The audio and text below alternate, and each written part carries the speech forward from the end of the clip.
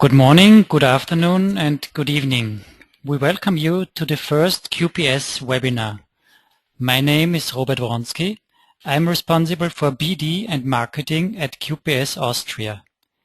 Conny Schweinzer, one of our scientists, is a molecular biologist and experienced with in vitro and in vivo studies. She will give now a presentation on an in vitro screening and the subsequent proof of concept study in one of our transgenic models. After the presentation, there will be a Q&A session where you will have the possibility to address questions to Conny. To do so, already during the presentation, please type your questions in the chat window. In case you do not see the window, please click on the small white arrow in the red rectangle in your webinar navigation. Please use the smaller window there to type your question. We will get back to you then after the presentation. You will have the opportunity then to ask your questions directly.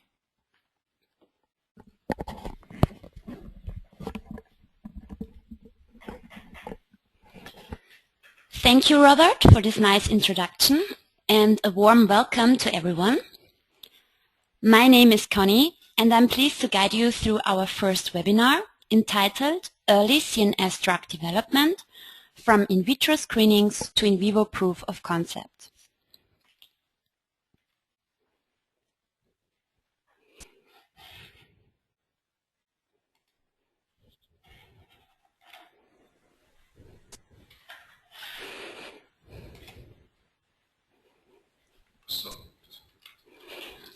First of all, I would like to introduce the QPS Neuropharmacology unit to you. It is part of QPS Austria, and we are working in close collaboration with our colleagues of Netherlands. QPS Austria consists of two branches, a late-stage clinical research group and the Neuropharmacology unit. This first webinar, however, reflects what our Neuropharmacology unit represents: profound knowledge of and expertise in the field of neurodegenerative diseases. This figure illustrates the process of early drug development. It was chosen on purpose to stress out the complexity of this process. To cut a long story short, in AD drug development projects, it is the major aim to discover promising lead compounds. As presented here, AD drug development can be divided into several stages. The first one is phenotype modeling. It is all about designing assays that combine the interaction of the drug with the core element of the disease. For that purpose, you need a compound library.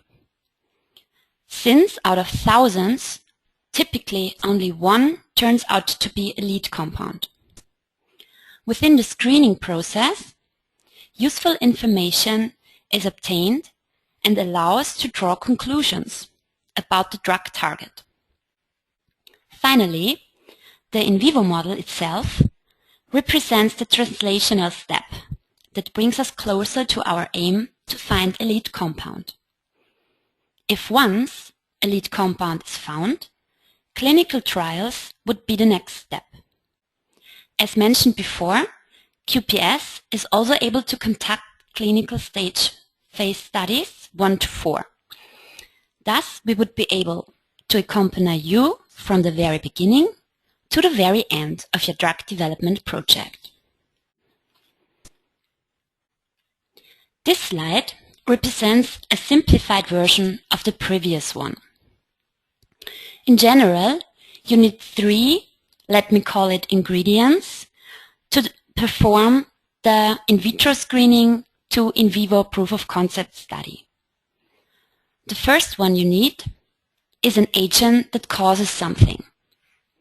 In our case, we highly desire a compound that would be able to alleviate neurodegenerative disease symptoms. These compounds can be either of natural or synthetic origin. Natural ones could be plant extracts, whereas synthetic ones like DAPT, a gamma secretase inhibitor. Secondly, you need a system where the agent can cause something. This can be a test system, in our case a cell-based assay. Since we have a very strong customer focus, we can offer you either primary cells or cell lines, depending on your requirements. And after an intense in vitro screening process, the next goal would be the in vivo model to really prove the concept. At QPS Austria, we have a huge field of assays or models we can offer you. I just listed some of them, for example, Alzheimer's disease, Parkinson's disease, Huntington disease, ALS, and Niemann-Pick type C disease. So we, together with our customers, then choose the adequate animal model to verify the hypothesis formed based on the previous in vitro screenings. Next, I would like to focus on the in vitro screening scenarios. This scheme shows the simplified version of the whole scenarios.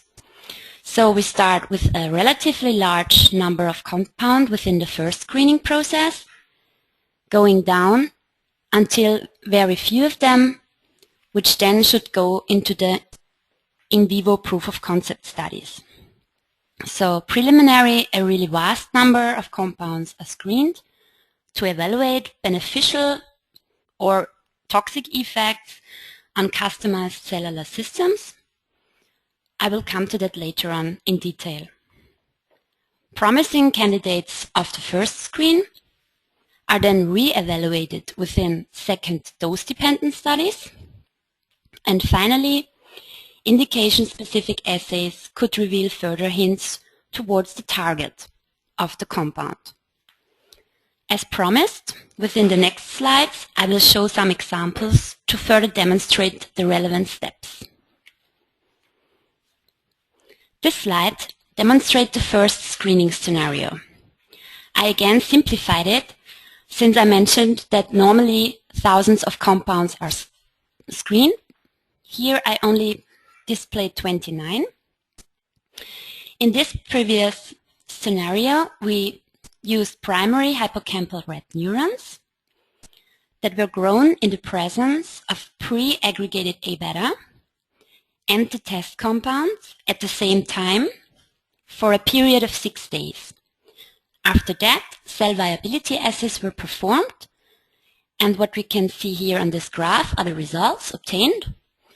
The black bar on the right-hand side represents cells that were not lesions, so they did not receive any A-beta. These were just primary cells.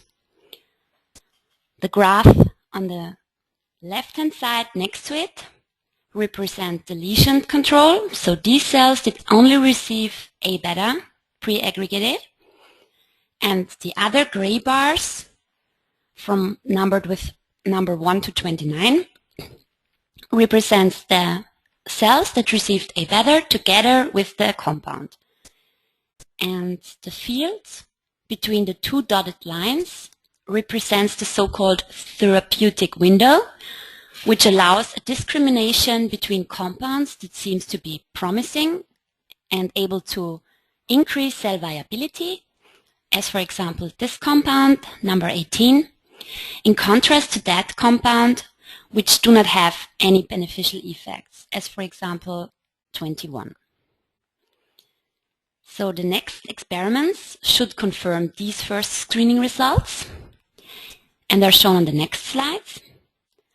So the number has already been reduced to 10 compounds only, and the setup was identical to the first one, since it should confirm the first results.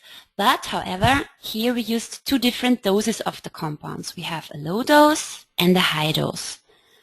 And within this assay, we would like to see whether higher doses of the compound could even improve the rescue of the toxic effects of A-beta, as for example for compound 3 and 5 this scenario was true, and for others, like for example compound 10, the higher dose seems to be toxic to the cells. So as mentioned before, the third screening experiments should then be more indication-based and are displayed here. So if we again look on the compound number, we are already reduced to 1/10 of the starting number, so we only have 3 compounds left. And what we did then, we incubated the A-beta itself with the compound, here called X, Y, and Z. And what we did then was we performed an aggregation profile to see whether these compounds could inhibit the A-beta aggregation process itself. And as you can see here, Y and Z indeed were able to reduce the A-beta aggregate formation compared to the black bar, which represents the A-beta only, whereas X did not show these results but showed slight tendency to increase A-beta aggregation. The next experiments we performed was we incubated primary cells with the mixture mentioned before, so the A-beta together with the compounds. And what we saw was that, again, compound Y and Z, or Z, added to the cells could rescue the toxic effects of the A-beta itself, whereas X, again, did not show any significant effect. And on this microscopic picture, you can see on the very left-hand side the vehicle cells, which did not receive any A-beta. So they seem to be happy, they are viable, they form neurids, whereas the A-beta 42 causes toxicity to the cells. And finally, A-beta together with the test compound had rescuing effects again. So what we can see, in summary, we saw reduced neurotoxicity due inhibited A-beta aggregation. Thus, we considered that an APP in vivo model would be most suitable to test whether the compounds are able to counteract the amyloid-induced pathology and behavioral changes related to that. And therefore, we thought that an AD in vivo model would be the best and ideal test system to prove our concept in vivo. The next 2 slides will illustrate our APP Swedish London transgenic mice. They develop progressive increase in amyloid plaque burden over the age, starting at 6 months. Picture A demonstrates how a typical plaque looks like. You can see 6E10 positive staining combined with the thiol-S, which stains the core of the plaque. The mice also develop in parallel neuroinflammatory signs, so they have GFAP positive staining and CD11B positive staining. And since this presentation mainly focuses on A-beta, I would mention just aside that in figure D, you can see that these mice also develop or accumulate phosphorylated tau protein. Even more interesting, these mice also have behavioral deficits, starting again at 6 months of age, and the situation gets worse to the age of 9 months. So they have impaired spatial learning. Since we now have chosen and explained our in vivo model, we should consider next the experimental setup for the in vivo situation. As mentioned before, APP Swedish London mice develop AD phenotype at 6 months of age. Thus, we decided to choose 7-month-old male mice only, and they should be treated intraperitoneally weekly with compounds X and Z for the period of 2 months. After that, we would evaluate behavioral analysis as Morris-Water maze for the spatial learning.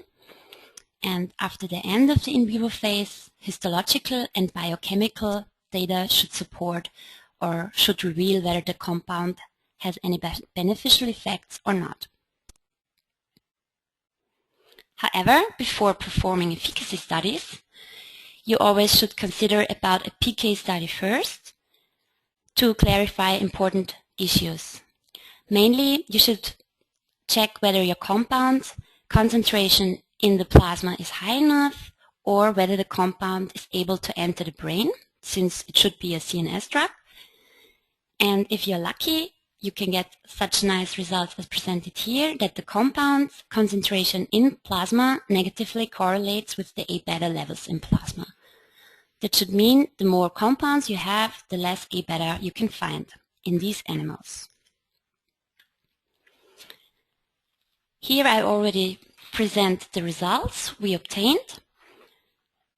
If we concentrate on the left-hand side, we can see a hippocampal section of mice treated with the vehicle. So we see large plaques in the vehically treated mice. Compound X, if you can remember, did not show any beneficial effects, and this is reflected also by this picture. The plaques did not disappear and did not get smaller, whereas compound Z again showed beneficial effects. The plaques were smaller and there was a smaller number of plaques in these hippocampal sections. The biochemical data showed similar results. Compared to the vehicle, compound X did not reduce A-beta 42 levels in the brain, whereas compound Z again significantly decreased A-beta 42 levels in these mice. And finally, the Morris-Water maze results showed an improve in the behavioral deficits in mice treated with compound Z compared to mice treated with compound X or the vehicle itself. So to conclude our results, we could prove that the compound Z reduced the A-beta levels in the brain, accompanied by decreased 6E10 immunoreactive areas, so reduced plaque size, and the behavioral deficits improved in this mice. So, as in vitro, compound Z inhibited A-beta aggregation in the APP Swedish London mice, so the proof of concept was achieved. Although this presentation focused on AD mainly, I would like to mention that we have several models that we can offer to you, which cover also other issues like Parkinson's disease, Huntington's disease, ALS, and many others. And in the end, I would like to thank you for your attention, and I would be pleased to answer your questions.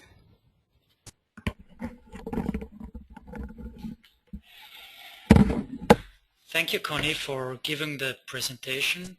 We will start the Q&A session now with some questions that were asked by several participants. One question that was raised was how many animals per group are needed as a minimum number to perform a reasonable proof of concept study? That's a good question. Of course, first of all, it always depends on the customer's needs and the readout we want to achieve. But during our long-term experience, we can say that a minimum number of 10 to 15 animals is sufficient. And another open question is the following. Which treatment routes can be performed with your mouse models in the QPS facility in Austria?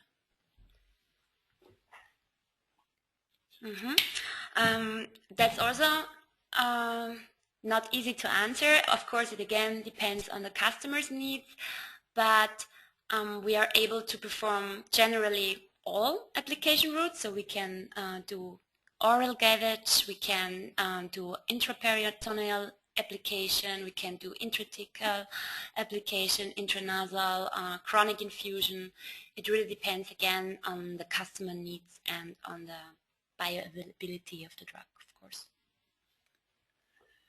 Now there is a question about the in vitro part of the study.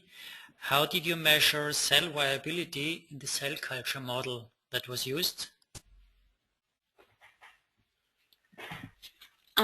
In this specific experiments performed, we did MTT assays, but again, depending on the customer's needs, we can offer other assays as well. For example, what we did was urate outgrowth assays and synapse density assays.